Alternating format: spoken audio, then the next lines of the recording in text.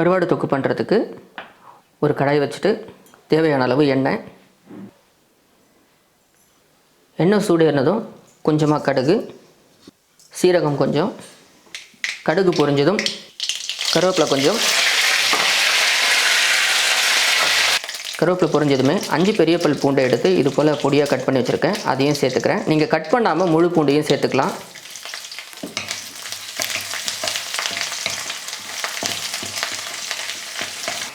பூண்டு சேர்த்து கலந்து விட்டுட்டு இதில் நான் இப்போது சின்ன வெங்காயம் சேர்த்துக்க போகிறேன். 100 கிராம் சின்ன வெங்காயம் பொடியாக கட் பண்ணி வச்சுருக்கேன், அதையும் சேர்த்துக்கிறேன்.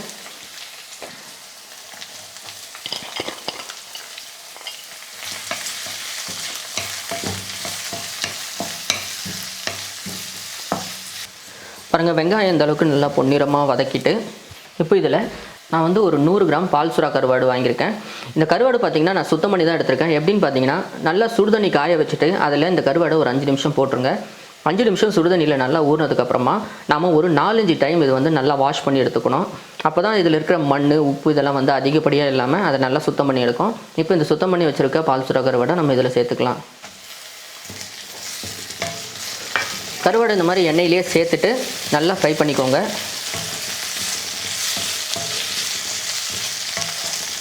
எண்ணெயில் கருவாடு போட்டு ஒரு 2 நிமிஷம் நல்லா இந்த மாதிரி வதக்கி எடுத்துக்கிட்டேன். இப்போ இதில் நம்ம தக்காளி சேர்த்துக்கலாம்.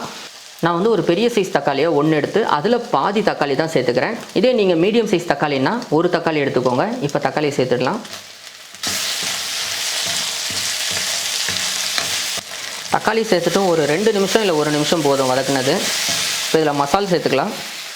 கொஞ்சமாக மஞ்சள் தூள், 1/2 ஸ்பூன் மிளகாய்த்தூள், 1 ஸ்பூன் மல்லித்தூள், 1/4 ஸ்பூன் கரம் மசாலா தூள். கருவாடில் வந்து உப்பு அதிகமாக தான் இருக்கும், அதனால் உப்பு வந்து ரொம்ப ரொம்ப கம்மியாக சேர்த்துக்கோங்க. இப்போ எல்லாத்தையும் சேர்த்துட்டு நல்லா கலந்து விட்டுருங்க.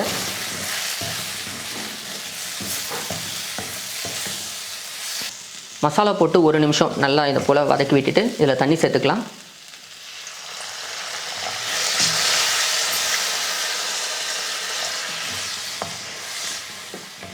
தண்ணி ஊற்றி நல்லா கலந்து விட்டுட்டு ஒரு 5 நிமிஷம் நல்லா நம்ம குக் பண்ணிக்கலாம். மீடியம் ஃப்ளேமில் வச்சு குக் பண்ணிக்கோங்க. பாருங்கள், மீடியம் ஃப்ளேமில் வச்சு நல்லா வந்து நம்ம குக் பண்ணிக்கிட்டோம். ஒரு 5 நிமிஷத்துக்கு மேலேயே குக் பண்ணிட்டோம். தண்ணியெல்லாம் நல்லா ட்ரை ஆகி நமக்கு தேவையான அளவுக்கு அந்த தொக்கு பதத்துக்கு நல்லாவே வந்து வற்றி வந்திருக்கு. சூப்பரான கருவாடு தொக்கு ரெடி ஆகிடுச்சு. இதை நம்ம சாதத்தோடு பிசைஞ்சு சாப்பிட்றப்ப செம்ம டேஸ்ட்டாக இருக்கும். அந்தளவுக்கு ஒரு சூப்பரான ஒரு டிஷ் இது. கருவாடுனாவே மோஸ்ட்லி எல்லாருக்குமே அது வந்து ரொம்ப ஃபேவரட்டான ஒரு ரெசிபியாக இருக்கும். ஸோ இதே போல் நீங்களும் கருவாடு தொக்கு ஒரு முறை செஞ்சு பாருங்கள். செஞ்சு பார்த்தீங்கன்னா அதோட டேஸ்ட் எப்படி இருக்குங்கிறது உங்களுக்கு நல்லாவே தெரியும். அந்த டேஸ்ட் உங்களுக்கு எப்படி வந்திருக்குங்கிறதையும் நீங்கள் கமெண்ட் பாக்ஸில் வந்து கமெண்ட் பண்ணுங்கள். இந்த ரெசிபி உங்களுக்கு பிடிச்சிருந்ததுன்னா லைக் பண்ணுங்கள், ஷேர் பண்ணுங்கள். இது போல் நிறைய ரெசிபியை தொடர்ந்து பார்க்க கிச்சன் வித் சிவா யூடியூப் சேனலை நீங்கள் மறக்காமல் சப்ஸ்கிரைப் பண்ணுங்கள். தேங்க்யூ.